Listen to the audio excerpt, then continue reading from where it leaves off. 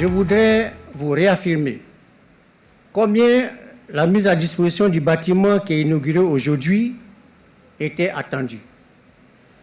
En effet, les locaux de l'Est CETU, qui accueillaient le cabinet du ministère de l'Intérieur et de la Sécurité, avaient depuis longtemps cessé de répondre aux besoins de mon département ministériel. Par ailleurs, ce ministère se devait d'avoir, bien sûr, tenant compte des réalités et contraintes de chaque époque, un siège à la hauteur de ses importantes missions et surtout du prestige de notre belle Côte d'Ivoire. En outre, il est déjà arrivé qu'au gré des nécessités du moment, l'administration du territoire et la sécurité relèvent de deux ministères distincts.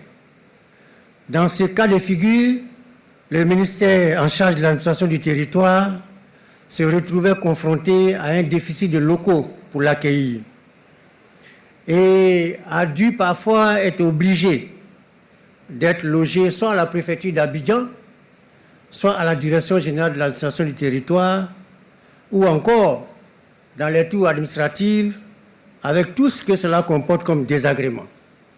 C'est pourquoi, Excellence, Monsieur le Vice-président, le projet de construction de ce bâtiment a été pensé dès 2004, avec un démarrage effectif des travaux en 2006 et leur achèvement en 2022. Après quelques années d'interruption, en raison de quelques contingences.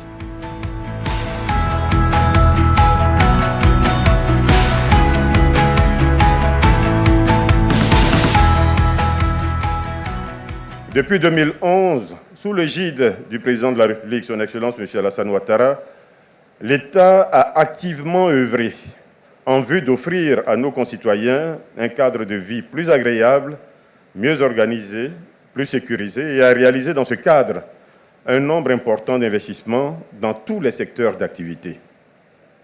Tout cela en parfaite cohérence avec les différents programmes nationaux de développement, en particulier avec le projet de société 2021-2025 de la Côte d'Ivoire solidaire qui met l'homme ivoirien au centre de l'action de l'État et qui promeut l'esprit de solidarité. C'est ainsi que depuis 2015, dans sa volonté d'améliorer les conditions de travail des fonctionnaires et agents de l'État, le gouvernement a engagé un vaste programme de réhabilitation et de construction de bâtiments administratifs. Dans ce cadre, nous pouvons mentionner, sans être exhaustif, la rénovation des tours A et B qui ont été remises en exploitation en 2019. Elles accueillent aujourd'hui 12 cabinets ministériels. La réhabilitation en cours de la tour C et de l'ex-hôtel Sebroco, dont les travaux sont prévus s'achever dans 2 ans. La construction en cours en mode partenariat public-privé de la tour F, prévue pour s'achever en 2025. On peut d'ailleurs d'ici voir la structure de cette tour s'élancer majestueusement dans le ciel d'Abidjan.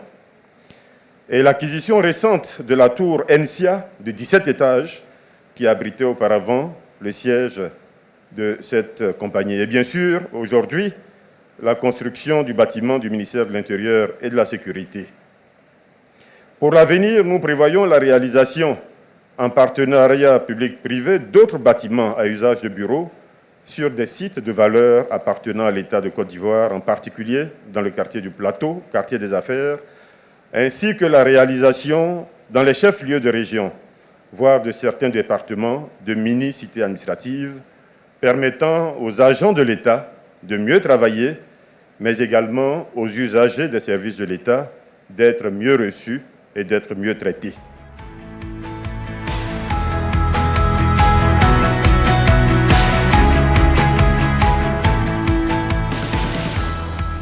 Les nouveaux locaux du ministère de l'Intérieur et de la Sécurité sont modernes, accueillants et fonctionnels grâce au génie de leurs concepteurs. Avec cette façade majestueuse, voilà un ministère qui va désormais attirer le regard et offrir l'image rénovée de ceux qui dirigent et qui organisent l'administration territoriale et la sécurité intérieure au sein d'un tel édifice. Ce nouvel environnement, j'en suis sûr, permettra d'offrir d'excellentes conditions de travail au personnel du ministère de l'Intérieur et de la Sécurité, mais aussi d'améliorer l'offre de services publics. Et comme ces serviteurs de l'État ont toujours su faire œuvre utile auprès des populations, je les encourage à consolider les acquis et à amplifier davantage les résultats de leurs actions.